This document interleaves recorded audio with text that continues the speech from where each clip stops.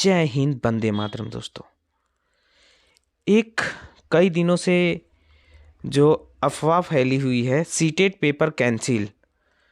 कई कोचिंग संस्थानों ने भी सीटेट पेपर कैंसिल का जो है आप लोगों ने देखा कि वीडियो चलाया, क्योंकि सीबीएसई जो है ये मानने को तैयार नहीं है कि सीटेट में पेपर लीक हुआ है।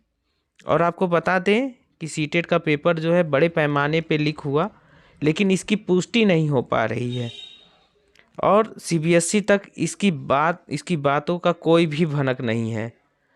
आप लोगों ने पेपरों के माध्यम से देखा, कई लड़के पकड़े गए, कई पेपर देते हुए दूसरे की जगह पकड़े गए और पेपर लीक का जिक्र किसी भी पेपर में नहीं देखने को मिला है।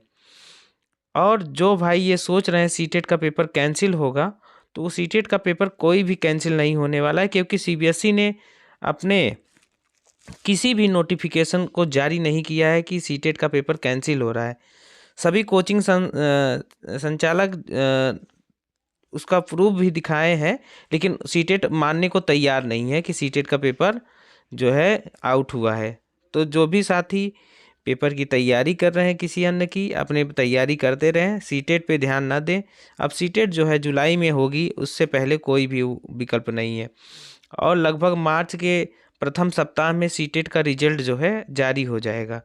और आपको बता दें कि सीटेट पेपर जो है किसी भी इससे पहले जो पेपर हुआ था वो भी बहुत धड़ल्ले से ऐसे ही आउट हुआ था, लेकिन सीबीएसई मानने को तैयार नहीं थी, क्योंकि ये 22 भाषाओं में पेपर कराना और पूरे भारत में इसका पेपर होता है, तो बहुत मुश्किल है इस पेपर को दोबारा कंडक्ट कराना। ऑनलाइन पिछली वर्ष पेपर जब ये शुरू किए थे तो उसमें बहुत समस्याएं होती थी, 1.5 महीने पेपर चलते थे। ये पेपर कहाँ से लाएंगे? सीटेट का जो है मानक है वो उसको कहाँ से पेपर बनाए?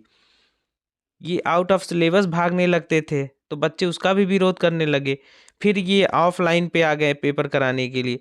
तो साथ ही आप किसी के बहकावे में मत आइए, सीटेट का पेपर कैंसिल नहीं होगा। मैं अपने चैनल के माध्यम से मैंने बताया था कि सीटेट का पेपर जो है वो होगा। बहुत से चैनलों ने ये प्रसारण किया था कि जो सीटेट का पेपर है वो राम मंदिर को प्राण प्रतिष्ठा के कारण कैंसिल हो जाएगा, लेकिन मैंने अपने वीडियो में बताया था कि जो है फैजाबाद में कोई भी सेंटर नहीं बनाए गए हैं और बस्ती के बच्चों को गोंडा में भेज दिया गया था।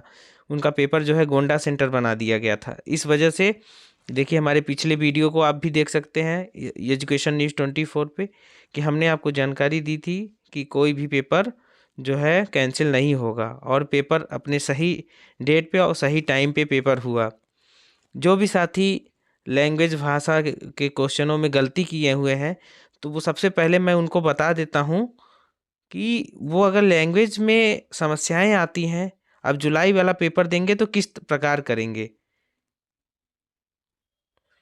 अगर जुलाई वाला आप अगर सीटेट दे रहे हैं तो सर्वप्रथम आपको मैं बता दूं, इ- कक्षा 1 से लेके, मैं बात कर रहा हूँ कक्षा 1 से लेके 5 तक की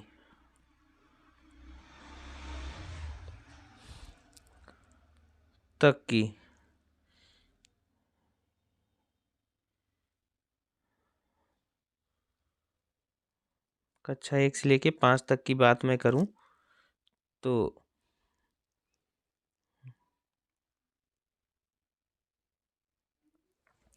इसमें प्रश्न 1 से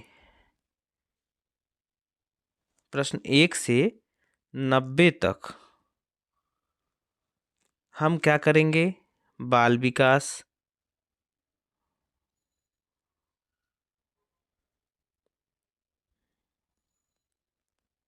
बाल विकास,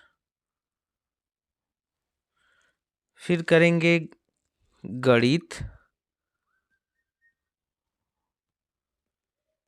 फिर ईवीएस।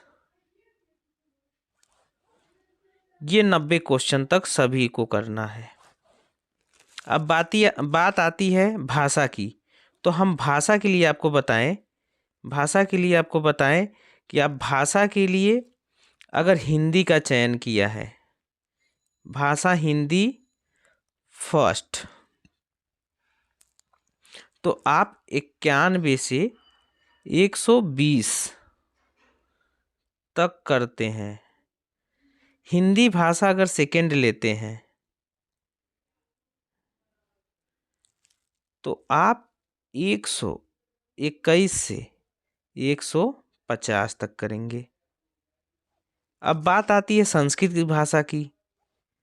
संस्कृत भाषा की बात करें संस्कृत की, तो संस्कृत अगर हम सेकेंड लैंग्वेज करते हैं, सेकेंड लैंग्वेज, तो हम करते हैं 121 से 150। अच्छा, गलती कहाँ होती है लोगों से? जब हम फॉर्म भरते हैं, फॉर्म भरते वक्त अगर हम भाषा फर्स्ट में हिंदी का चयन करते हैं, भाषा फर्स्ट में हिंदी और भाषा सेकेंड में संस्कृत, भाषा सेकेंड में संस्कृत, तो हम 91 से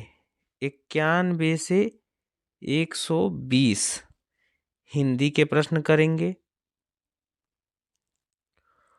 121 से लेके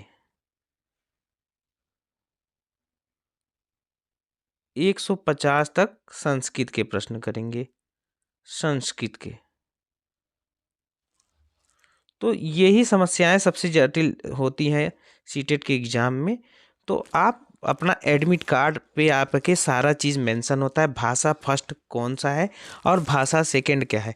आप एग्ज़ाम देने जाइए तो जो आपको वो मेन पुस्तिका दी जाती है उस पे स्पष्ट मेंशन होता है, ठीक है। आप अपने एडमिट कार्ड पे देख के वहाँ का जो एग्जामिनर जो एग्ज़ाम लेता है वहाँ क्लासरूम में, उसकी बहकावे में मत आइए। ऐसा होता है किसी को जानकारी नहीं होती तो आपके क्वेश्चन सारे गलत हो जाते हैं, आप कई एग्ज़ामों में देखे होंगे।